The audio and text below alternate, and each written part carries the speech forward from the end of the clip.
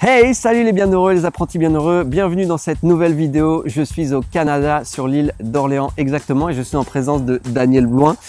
Et si sortir de votre zone de confort vous parle, je vous invite tout de suite à nous retrouver après ceci.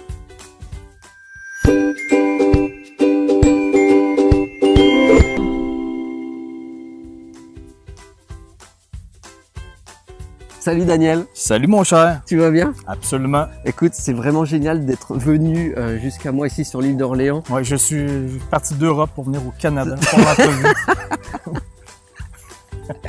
Eh ben, merci. J'étais en France hier. Voilà, je suis ici aujourd'hui. Eh ben, ça c'est merveilleux. Juste pour Antoine. C'est la magie d'Internet.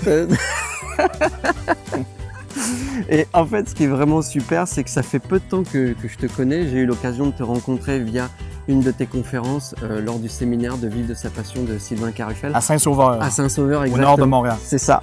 Et j'ai tellement aimé ton histoire avec tout ce que ça racontait en termes d'anecdotes, d'inspiration. Je me suis dit, waouh, un jour, je ferai une interview avec... Et ce jour est arrivé. Et ce jour est arrivé. D'ailleurs, je t'ai vu à Paris, je te l'ai proposé, puis je sentais que c'était plus juste pour moi de venir te voir ici au Canada.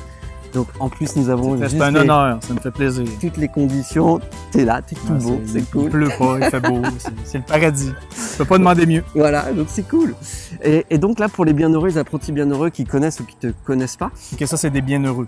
Les bienheureux sont derrière l'écran. Voilà, okay. Les apprentis bienheureux, voilà. Okay. Et en fait, ce que je voulais, c'était te présenter rapidement, savoir qui tu es, qu'est-ce qui fait qu'aujourd'hui tu mets en place des conférences, tu as écrit plusieurs livres. Deux livres, donc c'est plusieurs. Et d'ailleurs, je mettrai ensuite tous les détails.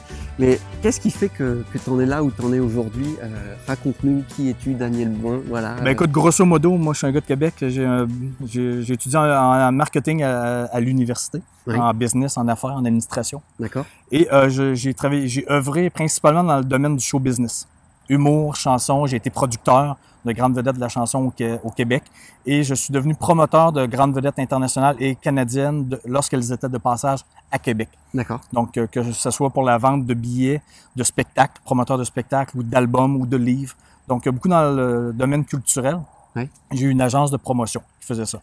Des grandes vedettes, de Céline Dion, Cirque du Soleil ou n'importe quelle grande vedette que vous connaissez en France. Oui. Lorsqu'elles étaient de passage ici, d'habitude, en majorité passait par mon entreprise. Donc, moi, j'ai œuvré là-dedans plusieurs années, au total, peut-être un 20 ans, 20 années.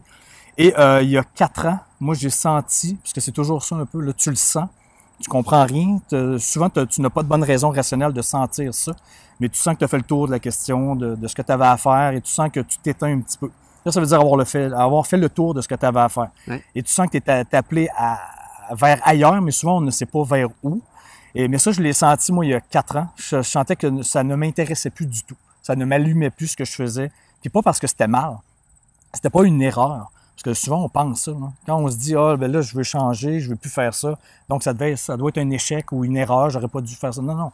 C'est seulement une étape de la vie. C'est tout. C'est pas plus compliqué que ça. Mais à chaque fois, c'est stressant, c'est angoissant, parce que c'est l'inconnu. L'insécurité financière, les autres vont dire quoi? Est-ce que ça va marcher ce que je veux faire? Puis de toute façon, qu'est-ce que je veux faire? Je le sais même pas. Ça arrive souvent, ça. Oui. Ça nous arrive au moins une fois dans la vie, c'est sûr. Tout le monde, c'est 100% je crois à ça, 100% de la population, que ce soit à petite échelle, à grande échelle, personnelle ou professionnelle, on vit tous du changement. Ça c'est la vie, c'est le changement. Donc, moi, j'ai réalisé qu'il y a 4 ans, ça a comme été un peu une révélation pour moi. J'ai regardé mon parcours avec le recul, avec des années de recul. Et j'ai réalisé que les meilleures décisions que j'avais prises dans ma vie, c'est quand j'ai suivi ça. Ce que je sentais, c'est ton subconscient qui te parle, là, je sentais que j'étais dû pour passer à une autre étape. Donc, faire une sortie de zone de confort quelconque. Ça veut dire transcender une peur, un inconfort. C'est difficile, c'est angoissant, c'est stressant et tu veux abandonner, ça ne va jamais aussi vite qu'on veut. C'est toujours la même chose, mais il faut toujours se rendre au point de bascule. Où là, on appelle ça la magie, la synchronicité, les planètes qui s'alignent, tout ça, où ça devient plus facile, mais il faut se rendre là. Parce que juste avant, on voulait abandonner. Quand on est en période de transition, c'est difficile. Moi, j'ai réalisé que à chaque fois, c'était toujours ce même processus-là. Je le sentais, j'avais peur, je le faisais quand même parce que je le sentais, je comprenais rien. Je voulais abandonner parce que c'était difficile. Point de bascule, voici ce qui arrivait après. Puis à chaque fois, tu marches vers du wow. Ça ne veut pas dire impressionner les autres ou être spectaculaire. Dans ta vie, à toi, dans ta tête, ce qui arrive, c'est wow. Parce que souvent, quand on fait ça, puis qu'on passe le bout difficile, d'habitude, en tout cas de ce que je vois maintenant, je reçois des messages de partout dans le monde à chaque jour, là, depuis 3 ans et demi. Les gens le font, passent le point de bascule, voient ce qui arrive, et là, ils se relèvent la tête, ils s'ouvrent les yeux, ils regardent en arrière, puis ils se disent « Wow, c'est exactement ça qu'il fallait que je fasse. » Par chance que j'ai passé à l'action, que je suis sorti de ma zone, et par chance que j'ai persévéré jusqu'au point de bascule alors que je voulais abandonner, parce que c'était difficile. Parce que quand c'est difficile, on pense que la vie nous envoie un message. C'est difficile, donc tu n'es pas fait pour ça. Tu ne devrais pas faire ça, c'est trop difficile. Non, non, c'est des mathématiques, c'est de la physique. Quand tu sors de ton trou, de ta fosse, de ta zone, c'est difficile tout de suite. Ce n'est pas un message de la vie, c'est de la physique. Là, si tu n'es pas en forme physiquement et que tu veux devenir en forme physiquement, ça va être difficile. Le premier jour de ton entraînement, tu vas souffrir. Puis tu vas vouloir mourir des fois tellement ça va être... Non, mais c'est vrai. Tu dis, pourquoi je fais... Je suis même pas capable de me lever de mon lit tellement j'ai mal partout. Mais c'est pas des messages de la vie, ça. Ça, c'est des mathématiques, c'est de la physique. Quand tu sors de ton trou, de ta force, de ta zone, c'est difficile. Mais si tu continues, ça va devenir de moins en moins difficile jusqu'au point de bascule où là, ça va devenir plus facile. Si tu continues, ça va devenir facile. Et tu vas rentrer dans une nouvelle zone. J'ai écrit 2 livres, Sortie de zone et Entrée de zone. Et tout ce que je dis dans mon premier livre, Sortie de zone, qui est devenu maintenant un best-seller, mais moi, je suis le premier surpris. Tout ce que je dis là-dedans, lorsque je me suis auto-publié moi-même avec 100 copies de mon livre, ce qui est arrivé, moi, ça a explosé, mais c'est exactement ça que je dis dans le livre. Je l'ai reprouvé encore. Donc, c'est pour ça que j'ai écrit. Tu es devenu un expert de sortie de zone. Et même dans Sortie de zone, moi, je raconte quand je l'ai fait. Mais ma révélation que je l'ai pas fait une fois, je l'ai fait quelques fois. Et c'était toujours le même processus. Et je réalisais que, wow, c'était ça qu'il fallait que je fasse. Voici ce qui est arrivé à chaque fois. Écoute, à la fin de mon livre Sortie de zone, moi, je raconte ça. Et je dis, j'aimerais ça devenir un spécialiste de ça. C'est ce que je dis dans mon livre. Mais à la dernière ligne, moi, je ne sais même pas que je vais être publié, que je vais être en librairie. Je n'ai jamais appelé un éditeur. Mais j'exprime le souhait de devenir un spécialiste de ça parce que ça m'intéresse beaucoup. Moi, ça a été une révélation. Mais je ne sais pas si je vais devenir un spécialiste de ça. Je ne sais pas ce qui va arriver. Je ne sais pas si je vais vendre mes 100 copies de livres. Je n'ai aucune idée, moi, quand j'ai écrit mon livre. Mais ce qui est arrivé, c'est fou. C'est encore exactement ça que je disais dans le livre. C'est encore beaucoup plus gros et beaucoup plus wow que je pouvais même deviner, imaginer. C'était impossible à prévoir. Bien au-delà. Mais c'est toujours la même chose. Et c'est pour ça que souvent les gens ne font pas ce qu'ils ont à faire, ce qu'ils sentent qu'ils doivent faire, parce qu'on essaie de comprendre. On ne comprend rien. Je suis convaincu qu'on n'est pas assez intelligent pour savoir ce qui va arriver. Je l'ai trop vécu souvent, mais je l'ai vécu encore. C'est impossible de deviner ce qui va arriver si tu fais ce que tu as à faire. Parce que le chemin se présente au fur et à mesure. On peut pas... c'est ça, il y en a plusieurs qui essaient de prévoir l'avenir. Voici dans un an un plan quinquennal de vie, là, 1 an, 2 ans, 4. Personne n'est assez intelligent pour ça. Et souvent, on essaie de le prévoir, on n'est pas capable. On pense au pire qui peut arriver. Parce que quand on devient rationnel, là, qu'on réfléchit, on pense à tout ce qui peut arriver de mal. Bon, mais mais si les craintes, les doutes, les peurs, on prévoit tous les obstacles à venir. Mais il faut arrêter de faire ça. Aujourd'hui, cette semaine, fais ce que tu sens que tu dois faire. Arrête de te poser des questions. Je te jure, le chemin va se présenter au fur et à mesure.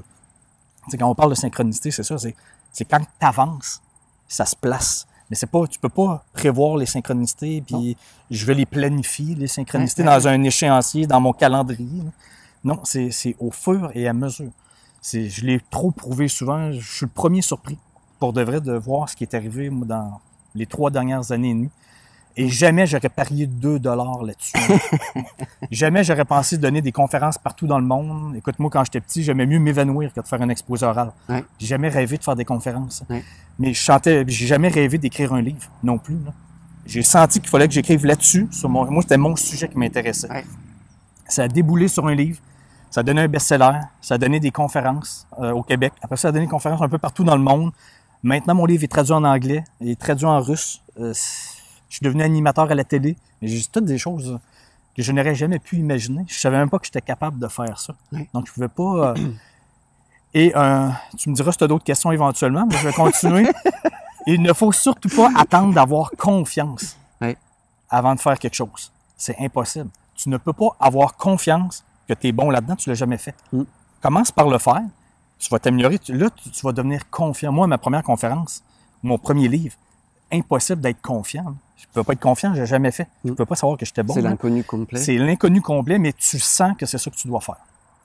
Ça ne prend pas de la confiance, ça prend de la foi. Ça va prendre de la foi que tu marches vers la bonne place, sans savoir les détails, sans avoir aucune idée de rien. Là. Avance, parce que tu sens que c'est ça qu'il faut que tu fasses. Et après ça, la confiance, ça se bâtit. À coup d'expérience, c'est comme faire du vélo. C'est la même chose. Oui, tu as la foi que tu vas faire du vélo, mais tu peux pas avoir confiance avant d'embarquer dessus pour la première fois, tu n'en as jamais fait. Ouais. La confiance, c'est lorsque tu n'y penses plus. C'est intégré, tu sais ce que ça donne, tu es confiant. Moi, maintenant, je suis confiant de mes conférences. Ouais. Je suis confiant de mes livres, je suis confiant de faire des conférences en Europe parce que je sais ce que ça donne. Ouais. Je l'ai vécu, je l'ai amélioré. Et c'est à coup de feedback, de commentaires constructifs, d'amélioration. J'enlève des choses, je rajoute des choses. Et moi, ça fait 3 ans et demi que je donne la même. 3 ans. Que je donne la même conférence. Mais depuis le début, c'est toujours amélioré. J'ai enlevé plein de choses, j'ai rajouté plein de choses, j'ai ajusté, mais c'est comme une peinture. Ouais. Tu rajoutes des petits bouts, puis ça donne ce que ça donne. Tu l'as bonifié. Mais maintenant, ouais, je l'ai bonifié, amélioré, mais maintenant, je suis confiant, parce que je le sais ce que ça donne. Mais avant, j'avais zéro confiance. Ouais. J'avais zéro confiance que je savais écrire, que j'étais capable de parler en public. Donc, il faut le faire, même si on n'a pas confiance. Okay. Mais on sent que c'est ça qu'il faut qu'on fasse. Dans ce que j'entends, pour résumer, c'est d'abord, dans un premier temps, je sens qu'il y a quelque chose qui me porte. C'est du ressenti, ça, c'est sûr. Donc, il y a déjà ce ressenti-là. Après, c'est je me mets dans l'action. Oui, sans réfléchir. Sans réfléchir, trop, ouais. Et continuer en faisant face aux peurs pour arriver jusqu'à ce point de bascule, pour pouvoir découvrir la magie de cette sortie de zone. Absolument. Puis avoir peur, c'est pas un message de la vie non plus. C'est normal. C'est pas un panneau stop. On est fait comme ça. Non. Parce que des fois, même moi, je me suis posé la question à certaines époques, je me disais, bon, OK, parce que souvent, on se fait dire, OK, écoute-toi, là. Qu'est-ce que tu sens? OK, moi, là, je m'écoute, je sens que j'ai peur. Donc, ça veut dire que la vie me dit, pas faire ça, j'ai peur. Je m'écoute, non? Ben non. C'est une des plus grosses erreurs. Ça vient main dans la main. La peur vient main dans la main avec ton aspiration. Ouais. Si tu veux faire quelque chose dans la vie, c'est sûr que si c'est petit, tu vas avoir peur un peu. Ouais. Si c'est gros, tu vas avoir peur beaucoup. Ouais. C'est automatique, ça vient directement proportionnel par en arrière. Tu avances un peu, tu as peur un peu, beaucoup. Ouais. Ce n'est pas un message de la vie. On est fait comme ça. Puis le courage, ce n'est pas l'absence de peur. J'ai toujours peur. C'est avoir peur et savoir que ça ne sert à rien et d'avancer quand même, passer le mur du feu. Parce que je le sens. Ouais. Et oui, puis tu sais que c'est normal d'avoir peur, ce n'est pas un message de la vie, maintenant je le sais. Ça, je le rationalise, ça. Si je mets le mot intuition sur le fait de sentir ça. Intuition et peur, ça vient ensemble. Okay. Tu as l'intuition qu'il faut que tu fasses ça, mais tu as peur. Fait que là, t'es mêlé. Là. Il y a les deux polarités. Est-ce que je vais en avant ou en arrière, ou je reste ici? Mais quand tu as l'intuition, c'est ça qu'il faut que tu fasses. Ça te dit exactement ce qu'il faut que tu fasses. C'est pas la peur qui te dit ce qu'il faut que tu fasses. Okay. Et la preuve que la peur ne protège de rien, parce qu'on pense que ça nous protège, c'est que l'humain a beaucoup plus peur d'aborder un inconnu dans un lieu public que de texter au volant d'une voiture. Ouais. Et les risques sont bien plus grands. C'est qu'est-ce qui peut arriver de... Ça nous protège de quoi, la peur? Rien. C'est juste de l'inconfort. Parce que l'inconnu, on ne sait pas comment il va réagir. Ça nous stresse, c'est inconfortable. Mais alors que texter au volant d'une voiture, on peut mourir, mais ça, on sait ce qu'on texte. Ça, c'est pas gênant. C'est pas épeurant, ça. Même si on peut mourir. Donc, la peur n'a rien à voir avec... Il n'y a personne qui vit la peur du mammouth ou du lion ou du danger à ce point-là. Oui, ça peut arriver, là, on s'entend, de la survie physique, là, ça, je comprends tout ça. La peur nous protège de ça. Mais quand on parle d'aspiration, de désir dans la vie ou de vouloir faire un changement quelconque, on ne parle pas de mammouth ou de lion. On ne parle pas de survie. On parle d'avoir la sensation qu'on doit faire ça, mais qu'on a peur en même temps et on pense que ça nous protège. Ça nous protège de rien, au contraire. Écoute, super pour déjà toute cette belle explication. C'est un super je l'ai trop vécu souvent, ça. Pour moi.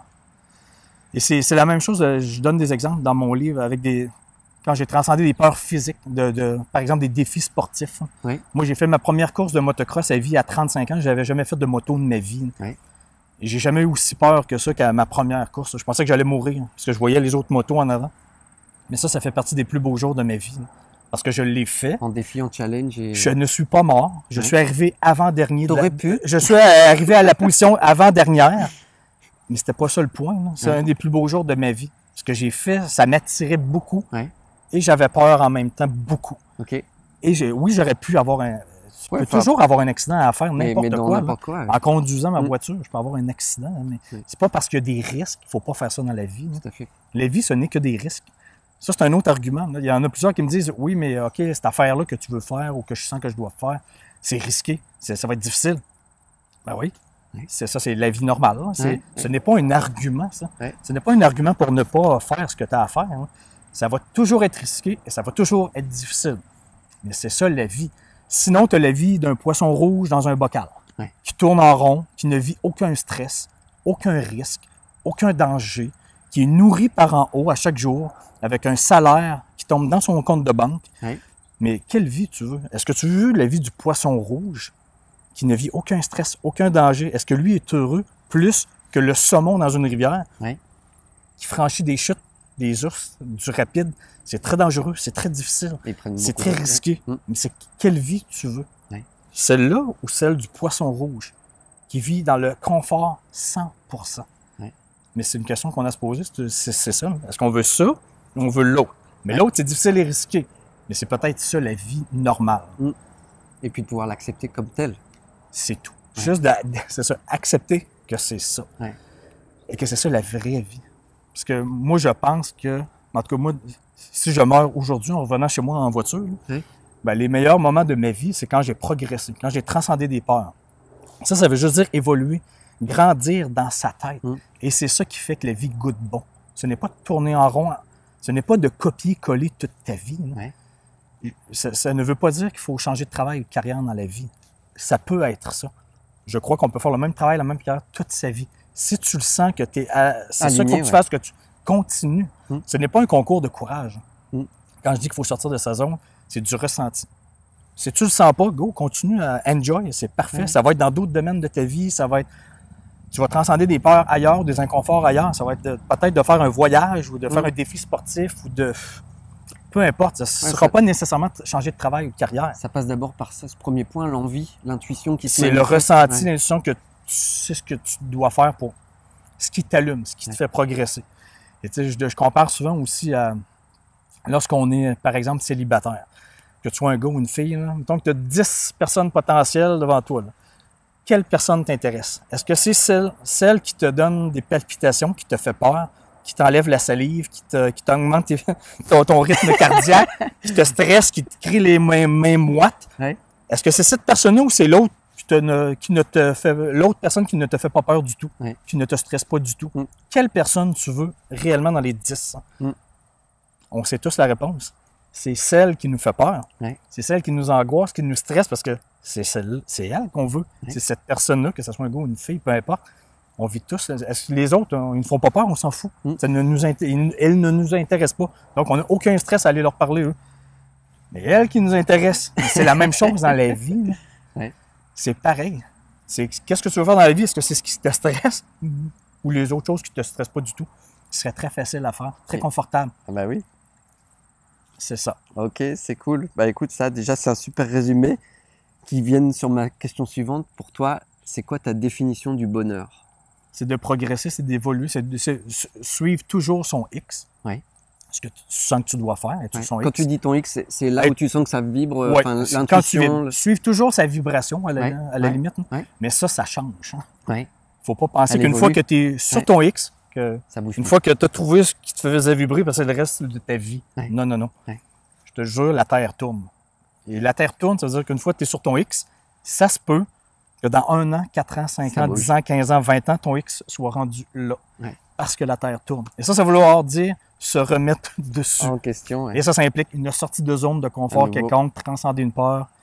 C'est automatique, c'est des mathématiques, c'est même pas de la croyance. C'est de la physique, c'est des mathématiques, c'est ça. Donc, c'est de suivre toujours ça. Ça veut dire progresser, évoluer, grandir. Comme un saumon qui remonte sa rivière, il remonte sa rivière. Il ne tourne pas dans son bocal comme un poisson rouge. OK. Donc là, tu nous as quand même dit beaucoup d'exemples. Si je te demande comment tu mets en pratique cette façon, parce que là, tu parles souvent de transcender, de progresser, de faire face à ses peurs. Concrètement, est-ce qu'il y a d'autres choses que tu mets en place dans ta vie, en dehors de ce que tu as pu nous expliquer, dans le sens, tiens, ça j'ai envie, j'y vais, je fais. Est-ce qu'il y a des choses qui te rendent heureux au-delà de ce que tu mets déjà en place pour des projets? Est-ce qu'il y a des choses qui me rendent heureux au-delà des choses que je me... Qu'est-ce que tu veux dire? Par exemple, là, dès que tu sens qu'il y a quelque chose qui te fait vibrer, pour toi, c'est ça. Ta définition, telle que tu dis, c'est progresser. Donc, ça veut dire que, tiens, je sens quelque chose qui me fait plaisir, j'y vais. Est-ce qu'il y a des pratiques dans ton quotidien, comme par exemple... Très concrètes, ouais. Par exemple, il y en a qui vont me dire c'est respirer, il y en a qui vont me dire c'est faire du yoga ou manger. Je comprends, absolument. OK, ben moi, je fais beaucoup de méditation. OK. Ouais, je sais pas si les gens connaissent, peut-être aussi des retraites Vipassana, par exemple. Ben, moi, j'ai fait ça 5 fois. OK. Des 10 jours, 10 heures par jour. Mais ça, c'est des camps intensifs. Là, en silence. C'est assez extrême, mais c'est assez puissant aussi. Oui. Mais maintenant, moi, j'applique ça un petit peu toujours dans ma vie de tous les jours. OK. J'en fais toujours. C'est du ressenti. J'ai vraiment découvert, là, ça a été une révélation, là, que mon subconscient est directement relié à mes sensations corporelles. Et avant, je ne pensais pas, je n'avais aucune idée de ça. Je connaissais rien là-dedans, mais là, je le sais. Je veux dire, je l'ai vécu, je sais ce que ça donne. Donc, je suis beaucoup relié à mon subconscient, à mes sensations. Ouais. Et donc, ça veut dire se libérer de nœuds, de peur, de crainte, de doute, parce que ça crée des nœuds. On apprend comment faire ça, se libérer de ça. Et donc, quand tu es plus libéré de ça, que tu as moins de nœuds dans ton subconscient, c'est des nœuds d'énergie. Des tensions, c'est pas bien, c'est pas mal, c'est des nœuds. Mais quand tu es plus libéré de ça, ben, tu sens encore plus ce que tu as à sentir. On appelle ça une guidance, une intuition, n'importe quoi. Ta sensibilité augmente? Oui, absolument, à ce niveau-là. Et ça l'aide beaucoup. Tu deviens beaucoup moins rationnel. Et cérébral, parce que j'ai réalisé que ça, c'est... Donc beaucoup plus dans le sensitif, et encore plus dans l'intuition? Oui. Je réalise dans mon entourage, ou peu importe, plus tu es très cérébral, plus tu es très analytique, j'ai l'impression que plus tu es malheureux. Ça, c'est comme mon feeling. D'accord. Je suis pas un neuro, je sais pas quoi. Je connais rien là-dedans. Je suis pas un médecin, je suis pas un psychologue, mais pour moi, maintenant, c'est rendu une grosse évidence. OK, super. En dehors de ton livre Sortie de zone et Entrée de zone, est-ce que tu aurais un livre à conseiller ou un livre qui a changé ta vie, qui t'a peut-être marqué dans ta vie, qui te vient là comme ça? Il y a Le pouvoir du moment présent de Eckhart Tolle. OK, ouais. C'est drôle parce qu'il y a quelqu'un qui me l'a donné il n'y a pas si longtemps, 2 ans environ. Okay.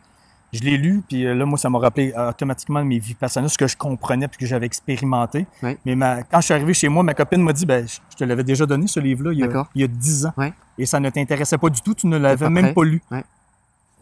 Je me souvenais même pas de ça. Okay. Mais je suis convaincu que si j'avais lu ce livre-là il y a 10 ans, je n'aurais rien compris. Ouais. Pour de vrai, je n'aurais absolument rien compris parce que je l'ai compris parce que j'ai vécu des retraites Vipassana. Que tu étais prêt. Ouais. Là, je comprenais exactement ce qu'il voulait dire par le mental, ce que tu sens, la respiration. Là, je le comprends exactement. Mais c'est toutes des choses que personne ne nous enseigne à l'école parce que c'est comme si c'était ésotérique ou c'était de la croyance. Le subconscient, c'est de la médecine. C'est prouvé par la science. De plus en plus. Ce n'est pas de l'ésotérisme flyé. Non, c'est prouvé par la science. Je veux dire, le subconscient, c'est pas une invention là, des extraterrestres. Non, on est fait comme ça.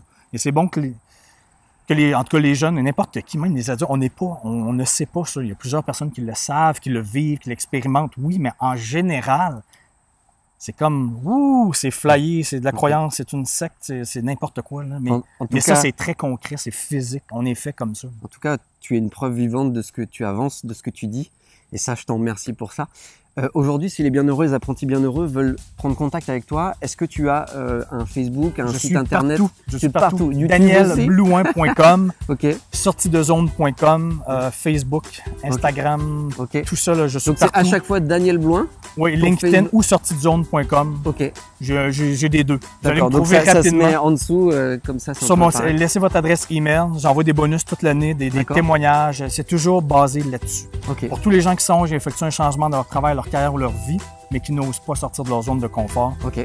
Moi, je suis passionné, je suis dédié à ça. Et c'est la chose qui m'intéresse le plus. Donc, laissez votre adresse email. Toutes les dates de conférences partout dans le monde sont sur mon site Internet. C'est mon email qui est là, c'est mon téléphone portable, cellulaire, donc super. Je suis facilement rejoignable. Génial. Écoute, un grand merci Daniel. Ça m'a fait plaisir. Pour cette interview très riche. Bonne fin de séjour au Canada. Écoute, c'est toujours pour le mieux.